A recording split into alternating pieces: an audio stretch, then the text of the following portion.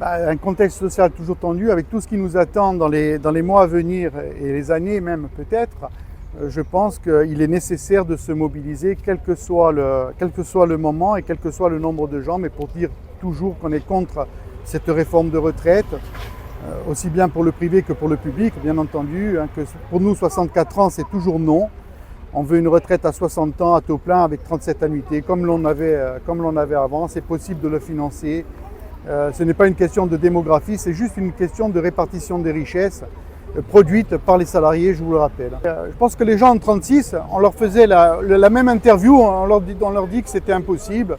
Et pourtant, moi je suis de ceux qui pensent que les utopies d'hier sont les réalités d'aujourd'hui. Donc il faut continuer dans ce sens et aller vers quoi on tend, c'est-à-dire pouvoir profiter d'une retraite digne, parce que je vous rappelle que l'âge moyen en bonne santé, c'est 62 ans. Nous avons un tract que nous avons fait spécialement pour la Corse.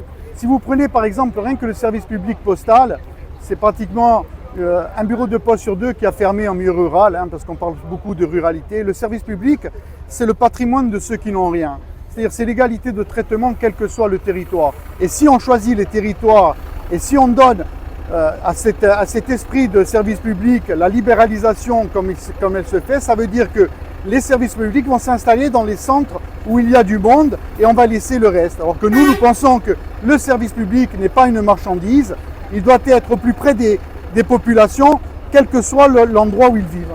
Alors il y a aussi la question de la santé que vous mettez en avant. On ne sait toujours pas ce qui va en être de l'hôpital de Bastia, par exemple, ça vous inquiète?